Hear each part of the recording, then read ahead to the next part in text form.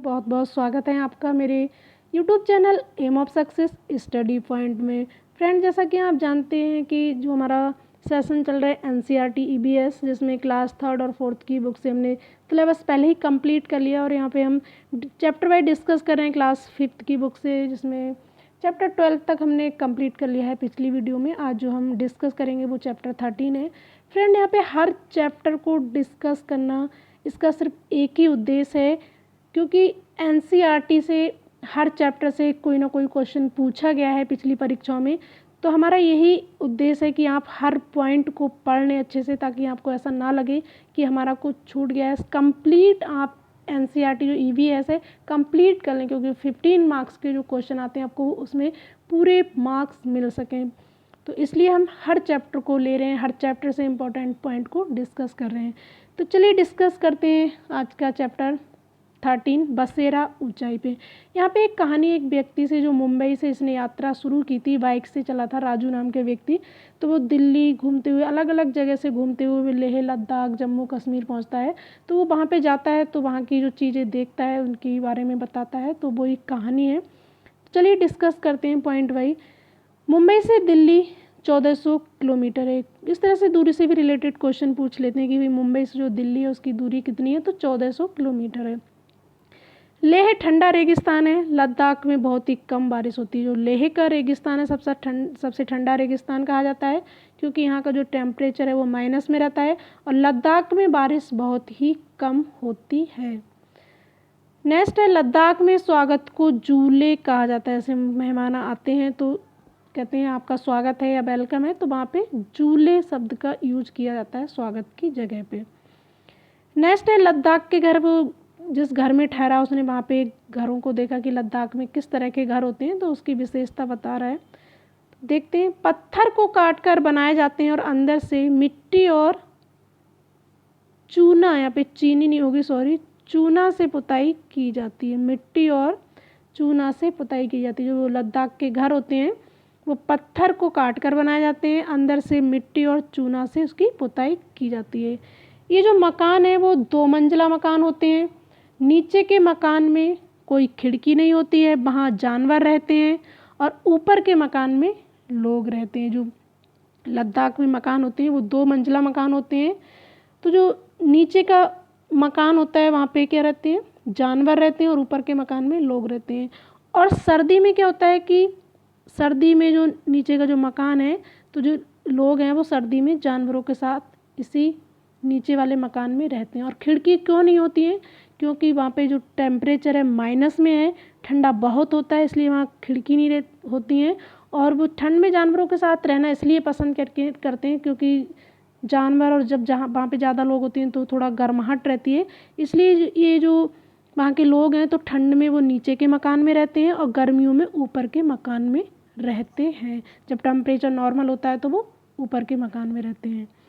मकान की छत समतल होती है, क्योंकि जो बर्फ़ वगैरह उस पर गिरती है तो समतल छत बनाई जाती है ताकि आसानी से बर्फ़ हट जाए वहाँ से। दीवारें मोटी होती हैं। फर्श और छत लकड़ी से बने होते हैं। दीवारें जो मोटी इसलिए बनाई जाती हैं क्योंकि टेम्परेचर माइनस में है, ठंडक ना पहुँचे, इसलिए दीवारें काफ़ी मोटी मोटी होती हैं। और जो फर्श और छत होता है वो लकड़ी से ही बने होते हैं ताकि गर्माहट रहे। नेक्स्ट पॉइंट है, ये काफ़ी इम्पोर्टेंट पॉइंट था। लेह लद्दाख इस तरह से पूछ लिए जाते हैं कि इस तरह के घर कहाँ बने होते हैं। नेक्स्ट है, चंगप्पा घुमंतू लोग हैं जो हमेशा एक ही जगह पर नहीं रहते। अपनी भेड़ बकरियों के झुंड को लेकर पहाड़ों में हरे भरे मैदानों की खोज में घूमते रहते हैं।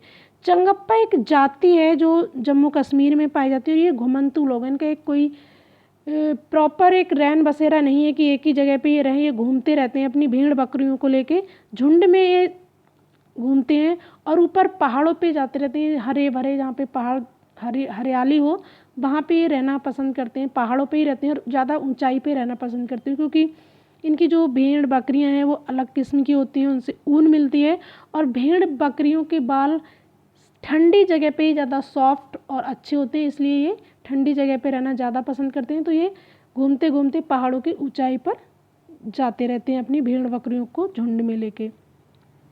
ये एक खास प्रकार की बकरी पालते हैं जिससे पश्मीना ऊन बनती है। पश्मीना काफ़ी फेमस है। तो ये जो पश्मीना ऊन है वो किससे बनती है? बकरी के बालों से बनती है, ना कि भेड़ से। इस तरह के पॉइंट को ध्यान रखिएगा। और ये एक अलग प्रकार की बकरी होती है जो वहाँ के जम्मू कश्मीर के लोग पालते हैं, उससे ये ऊन मिलती है। और एक पश्मीना शॉल 6 स्वेटरों के बराबर गर्म होती है। जो एक पश्मीना शॉल होती है तो वो 6 स्वेटरों के बराबर गर्म होती है। और ये बकरी हैं जो ये उसी जगह पे इस तरह की बकरियों को रखते हैं जहाँ पे जो टेम्परेचर है -40 डिग्री तक चला जाता है, इसलिए ऊपर की पहाड़ों पे ऊंचाई तक जाना पसंद करते हैं। जब ये ऊंचाई पे होती हैं बकरी तो इनके बाल सॉफ्ट होते हैं, फिर ये ठंड में सॉफ्ट ज़्यादा होते हैं तो इसलिए ज़्यादा ऊंचाई पे रहते हैं। तो जो पश्मीना शॉल है तो एक शॉल इतनी गर्म होती है जितनी कि 6 स्वेटर गर्म होती हैं। पश्मीना शॉल हाथ से बुने जाते हैं और एक पश्मीना शॉल बनाने में 250 घंटे लगते हैं। इसके जो बाल होते हैं वो इतने बारीक बाल होते हैं कि बकरी के 6 बाल, यानी इसके बकरी के 6 बाल और मनुष्य का 1 बार बराबर होते हैं। तो इतने पतले बाल होते हैं कि वो मशीन से नहीं बुनी जा सकती। तो एक ख़ास तरह के बुनकर होते हैं वहाँ पे। तो पश्मीना शॉल की जो बुनाई होती है वो हाथ से होती है और एक शॉल बनाने में लगभग 250 घंटे व्यक्ति जब उसमें लगाता है तब एक शॉल बन के तैयार होती है। इतने बारीक बाल होते हैं। आगे डिस्कस करते हैं जिस जगह पे ये रहते हैं। ये अपने टेंट को रेवो कहते हैं क्योंकि ये घुमंतू लोग हैं तो इनके कोई पक्के घर नहीं होते हैं, ये टेंट लगा के रहते हैं। तो उस टेंट को ये क्या कहते हैं? रेवो कहते हैं।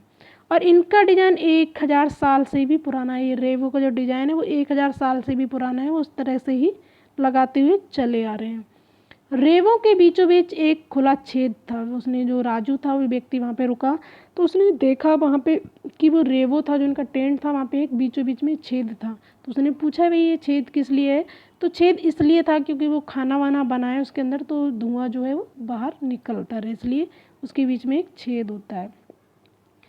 नेक्स्ट है डल झील जम्मू कश्मीर में है और जम्मू कश्मीर में नाव को शिकारे कहा जाता है। जो डल झील है वो जम्मू कश्मीर में है और वहाँ पे जो नाव चलती हैं डल झील में जो बोट हैं, हमारे यहाँ पे जो नाव कहते हैं वहाँ पे क्या कहा जाता है? उसे शिकारे कहा जाता है। इम्पॉर्टेंट है कि डल झील कहाँ पे है? जम्मू कश्मीर में है और वहाँ पे जो नाव चलती हैं तो उसे क्या कहा जाता है? शिकारे कहा जाता है। ध्यान रखिएगा। कश्मीरी लोग रोटी बेकरी से ही खरीदते हैं। जो कश्मीर के लोग हैं वो रोटी घर में नहीं बनाते क्योंकि वहाँ का जो टेम्परेचर है वो बहुत ज़्यादा माइनस में होता है, ठंडा वहाँ पे ज़्यादा है। तो अगर वो रोटी बनाएंगे तो इतना ईंधन लग जाएगा, वहाँ पे ठंडक ज़्यादा है तो आग जलाने में कि इतने में ईंधन भी उन्हें ख़रीदना ही पड़ता है, तो इसलिए वो रोटी नहीं बनाते, वो बेकरी से ही रोटी ख़रीदना पसंद करते हैं। नेक्स्ट है श्रीनगर में बाहर से आए कई टूरिस्ट हाउस बोट में रहते हैं और जो हाउस बोट है वो 80 फुट तक लंबी होती है और बीच में इनकी चौड़ाई जो है वो 8 से 9 फुट तक होती है। जो श्रीनगर में जो टूरिस्ट आते हैं तो जो हाउस बोट होती है जो नदी में तैरती रहती हैं तो उसी में रहते हैं। वो घर की तरह जैसे ही बने होते हैं, उसमें कमरे और 80 फुट तक उसकी लंबाई होती है। ध्यान रखिएगा, हाउस बोट की जो लंबाई है वो 80 फुट होती है और इसके बीच में इनकी जो चौड़ाई होती है वो 8 से 9 फुट की होती है। तो जो टूरिस्ट आते हैं तो हाउस बोट में ही रुकते हैं, तो इम्पॉर्टेंट पॉइंट था ये भी। आगे है बोट की तरह बने लकड़ी के डोंगे भी पानी पर तैरते रहते हैं। मकान की तरह इस डोंगे में भी अलग अलग कमरे होते हैं और कई परिवार इनमें एक साथ रहते हैं। जैसे ये हाउस बोट है इस तरह से और भी डोंगे वहाँ पे कहा जाता है, वो भी मकान के जैसे ही बने होते हैं और वो भी पानी में ही तैरते रहते हैं। उसमें भी अलग अलग कमरे होते हैं और कई परिवार उसमें एक साथ रहते हैं। ये चलते फिरते घर कह सकते हैं उन्हें, पानी पे तैरते हुए। हाउस बोट में घरों के अंदर की छत पर लकड़ी की सुंदर नक्काशी होती है जो जिग्सा पजल जैसी दिखती है। जो हाउस बोट होती है उनकी जो कमरे होते हैं उसकी जो छत होती है तो उसमें लकड़ी की सुंदर नक्काशी मतलब डिजाइन बनी होती है जो देखने में कैसी होती है? जिग्सा पजल जैसी। जिग्सा पजल क्या होता है? एक प्रकार का गेम होता है, जैसे उसमें कोई आकृति है वो अलग अलग टुकड़ों में बना के उसे अलग अलग टुकड़ों में लगा दिया है, तो जब उसे सीक्वेंस में लगाएंगे तो एक तरह की आकृति टाइप की गेम टाइप की बनती है। घुमाव बहुत सारे उसमें घुमाव जैसे होते हैं। तो ये थी फ्रेंड मेरी आज की क्लास। कैसी लगी आपको प्लीज़ कमेंट करके मुझे ज़रूर बताइएगा। मिलते हैं नेक्स्ट वीडियो में। Okay bye.